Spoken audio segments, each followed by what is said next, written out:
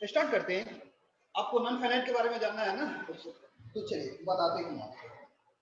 चलो जैसे ये वर्ब हुआ, ये वर्ब हुआ दिख नहीं रहा,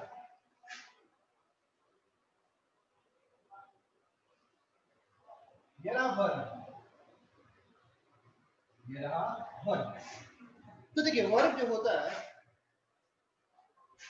ये दो पेज निकलेगा इसका।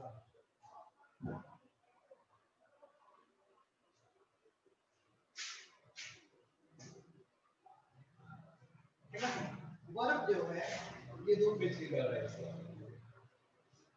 एक finite verb, second non finite.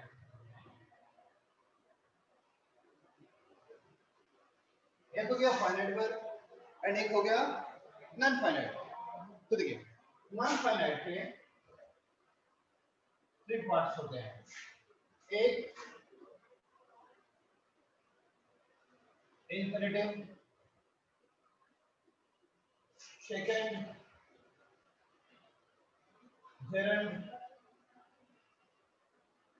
Third participle, third participle. Verb दो हुए, एक हुआ फाइनाइट वर्ब एंड सेकंड हुआ नॉन फाइनाइट। एक हुआ हमारा फाइनाइट वर्ब एंड सेकंड हुआ नॉन फाइनाइट। तो नॉन फाइनाइट में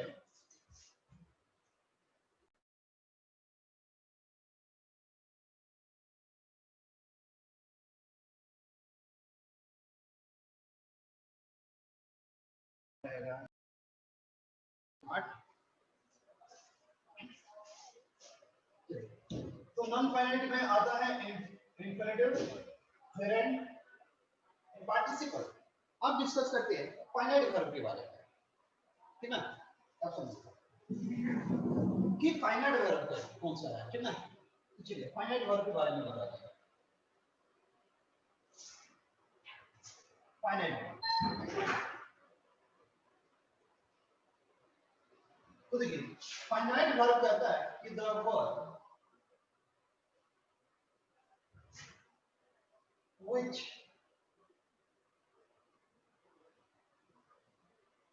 change, the words which change, ये gerund, G-E-R-U-N-D, gerund। अब समझिए the words which change their form, change their forms according to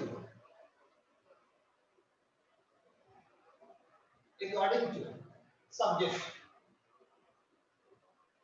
and tense। अब बात समझिए, फाइनाइट वर्ब कहता है ना कि the verbs will change their form according to subject and tense, है ना। यानी कि वे सभी वर्ब्स जो सब्जेक्ट तथा टेंस के अकॉर्डिंग अपना रूप बदल ले उसको फाइनाइट वर्ब कहते हैं। वो वर्ब जो सब्जेक्ट तथा टेंस के अकॉर्डिंग अपना फॉर्म चेंज कर ले, अपना रूप बदल ले। वर्ब का फॉर्म क्या होता है, पांच लोग, V1, V2, V3, V4 and V5। V1, V2, third, fourth and fifth, 5 form होते हैं। तो 5 फॉर्म कहीं भी नहीं लगा सकते, ये डिपेंड करता है सब्जेक्ट के ऊपर और टेंस के ऊपर, है ना। तो जो वर्ब सब्जेक्ट तथा टेंस के अकॉर्डिंग अपना रूप बदल ले उसे कहते हैं फाइनाइट वर्ब। फॉर एग्जांपल हम कहें कि I teach English, I teach English, ठीक है। he teaches maths, he teaches maths।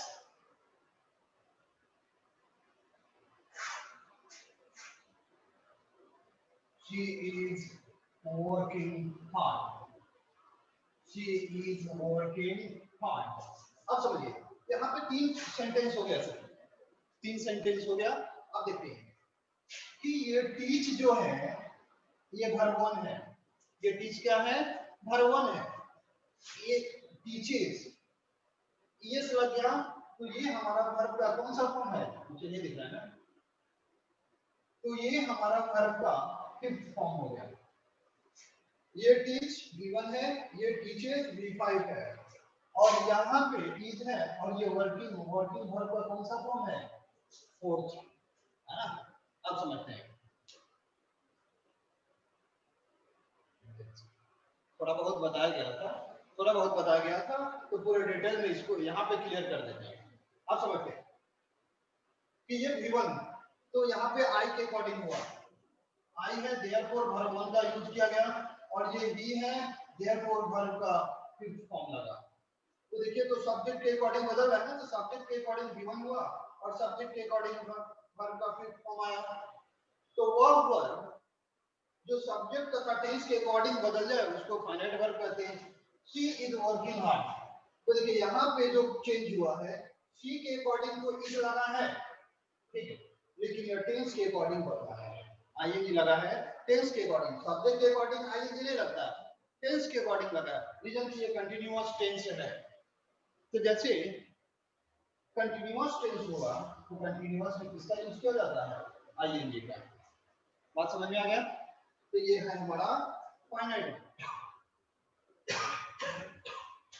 तो ये है हमारा फाइनाइट, तो समझ आया आपको, स्क्रीनशॉट लीजिए। उसके बाद नॉन फाइनाइट समझाते हैं,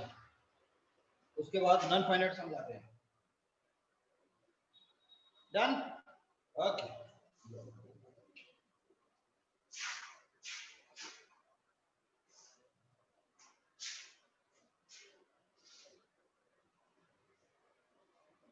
जस्ट अ मिनट, पॉइंट लीजिए।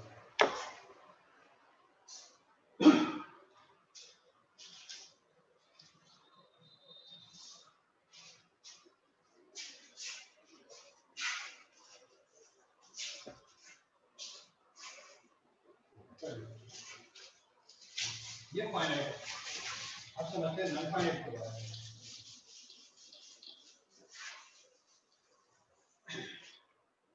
ये फाइनाइट हुआ, non finite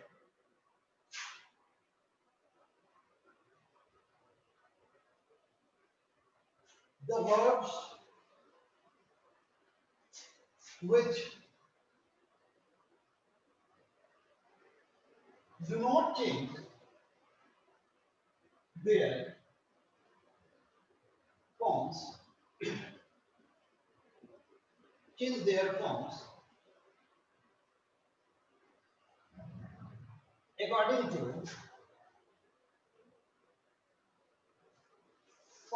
according to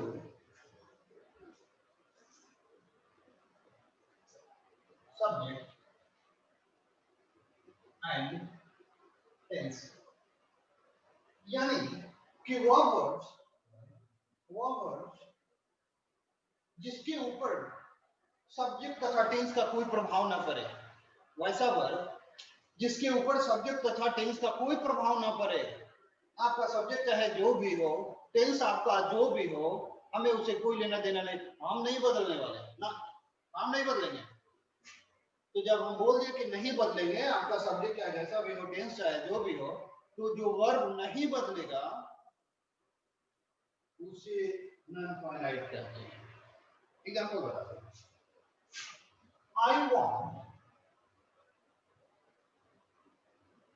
I want to go now, I want to go now, ठीक है। She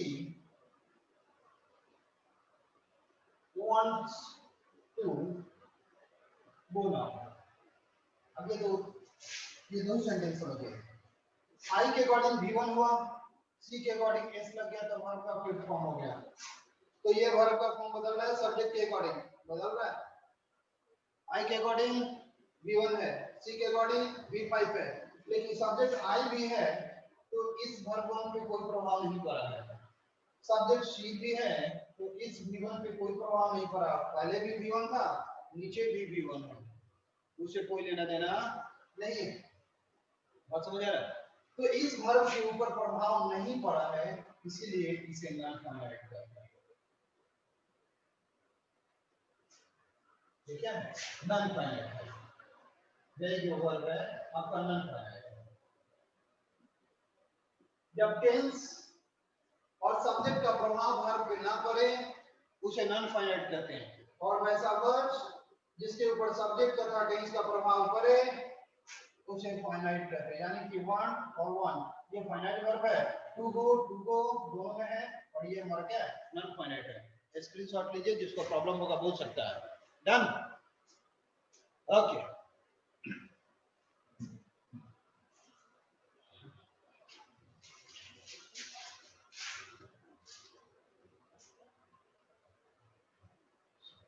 टू यूज ना हो,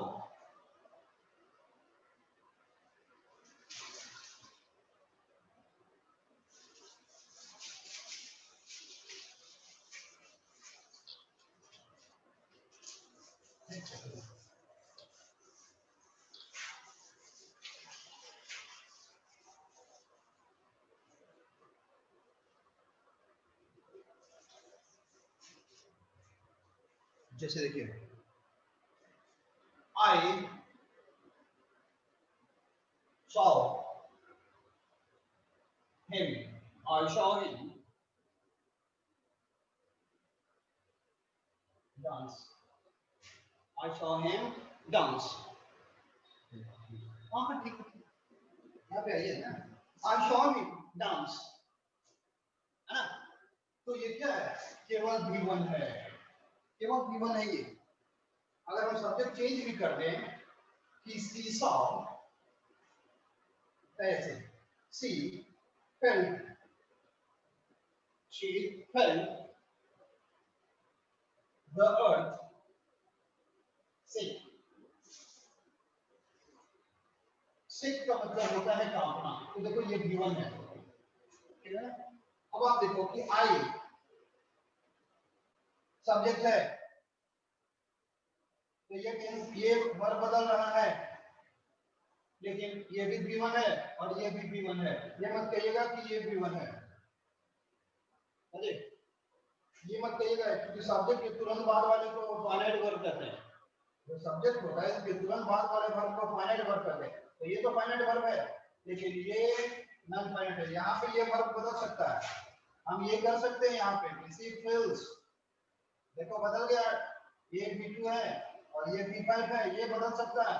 लेकिन क्या यहाँ पे बदलने से इधर कोई प्रभाव पड़ा है ना, ये V1 है तो V1 रहेगा, V1 है तो V1 रहेगा, यहाँ पे कुछ नहीं बदल सकता। ये जब होगा तो V1 होगा। Is that clear? क्लियर हो गया ना, नोट कर लीजिए इसको। Done, okay. चलिए अब तो नॉन फाइनाइट के बारे में, फाइनाइट के बारे में आप लोग समझ गए हैं अच्छा से।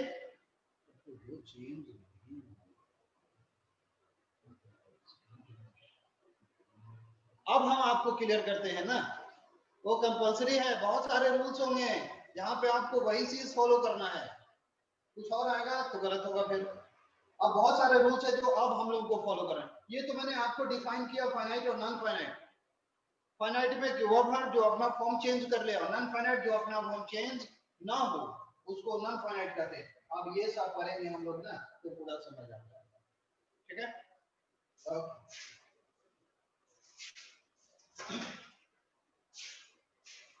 अब मेडिन दीजिए आपको द इंफिनिटिव, द इंफिनिटिव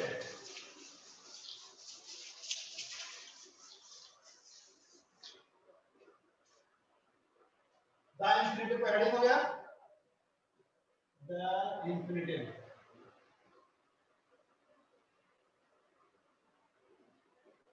ठीक है, तो द इंफिनिटिव अब आप समझिए,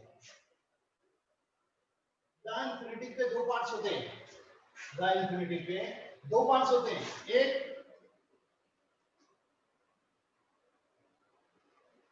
टू प्लस V1,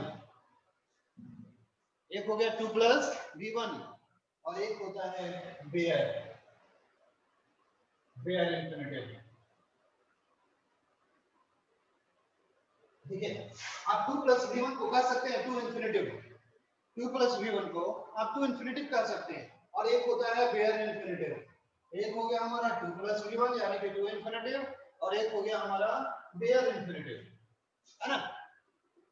तो हम लोग पढ़ते हैं टू इन्फिनिटिव के बारे में। आप हेडिंग दे दीजिए टू इन्फिनिटिव। टू इन्फिनिटिव के बारे में पढ़ेंगे कि आखिर टू प्लस वी वन का यूज कहां कहां किया जाता है। उसके बाद जब ये टू इन्फिनिटिव खत्म होगा तो फिर हम लोग बेयर इन्फिनिटिव के बारे में पढ़ेंगे। अभी हमें पढ़ना है कि टू इन्फिनिटिव का मतलब हुआ कि to plus V one, to plus V one, ये होता है टू इन्फिनिटिव, है ना। टू प्लस वी वन को टू इन्फिनिटिव कहा जाता है। तो अब हमें पढ़ना है कि ये टू प्लस वी वन जो है कहाँ कहाँ किस किस फॉर्म में यूज होगा, ये तो पढ़ना है। तो चलिए पॉइंट फर्स्ट कहता है कि as the subject of our, कि टू प्लस वी वन का यूज कहाँ कहाँ होता है ना। तो हमने क्या लिखा कि as the subject of a verb, एक वर्ब के सब्जेक्ट के फॉर्म में हम टू प्लस वी वन का यूज करते हैं। जैसे ये हमारा कोई एक्सुअली वर्ब होगा और एक्सुअली वर्ब के पहले सब्जेक्ट आता है, ठीक है। यहाँ पे सब्जेक्ट आता है तब वर्ब आता है ना।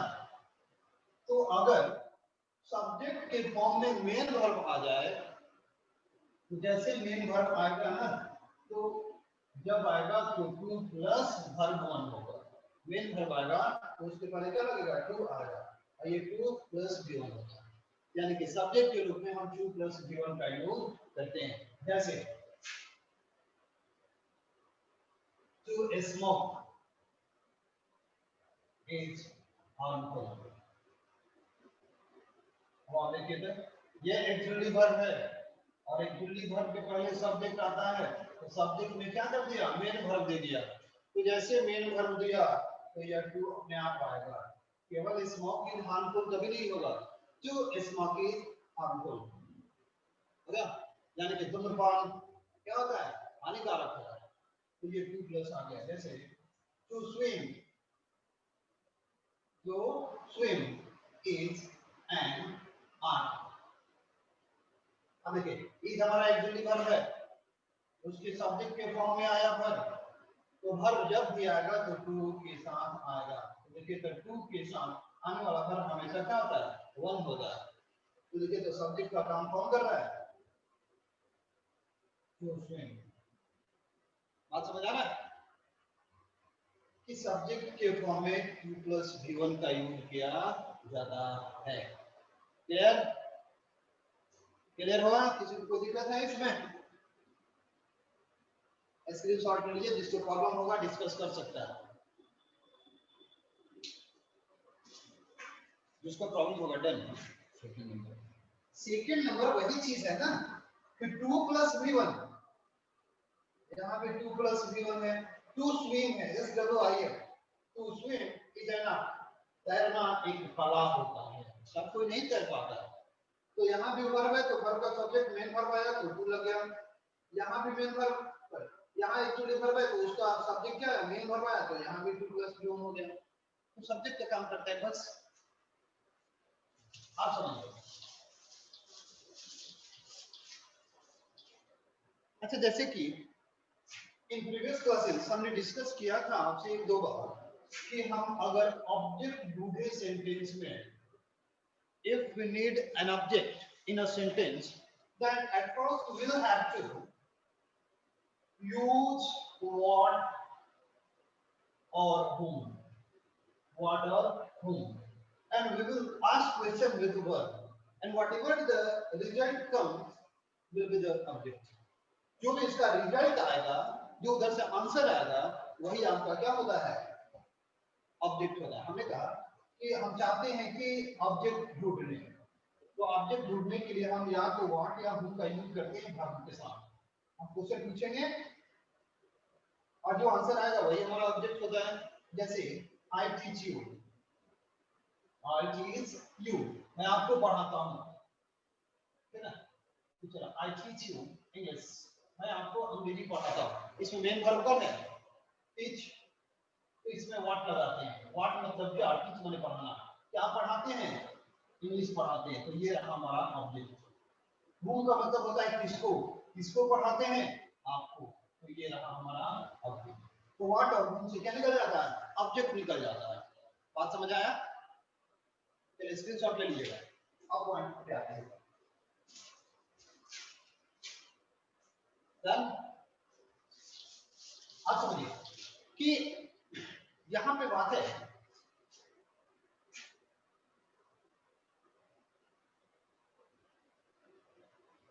ऑब्जेक्ट, ये rule number 2, as the object of a verb, है ना? as the object of a verb, यानी कि ये 2 + v1 जो है वर्ब के ऑब्जेक्ट के रूप में भी काम करता है। यानी कि ऑब्जेक्ट नहीं निकालने आए तो व्हाट और होम का यूज करके देख लेना, जो आंसर होगा ऑब्जेक्ट निकल जाएगा। तो करते हैं I want to go now. अब समझते हैं I want to go now, तो इसमें वर्ब कौन है? वांट, चलो ऑब्जेक्ट ढूंढते हैं, है क्या इसमें? I want to go now, मैं अब जाना चाहता हूँ। वांट मतलब क्या? वांट मतलब चाहना, क्या चाहता हूँ? जाना। आई वांट टू गो मतलब होता है मैं जाना चाहता हूँ। वाट मतलब क्या? क्या चाहता हूँ? तो जाना। तो देखिए ये हम हुआ हमारा ये ऑब्जेक्ट का काम करता है, यानी कि 2 + v1 का यूज ऑब्जेक्ट के रूप में भी काम करता है। आ रहा है कुछ समझ में इसमें? ये ऑब्जेक्ट के फॉर्म में भी यह बहुत अच्छा काम करता है। ऑब्जेक्ट हो गया ये, क्लियर? आप समझते हैं? अच्छा, ये केवल फाइनाइट और नॉन फाइनाइट आपको थोड़ा समझ आया? फाइनाइट नॉन फाइनाइट समझ आया ना आपको? अब बताते हैं।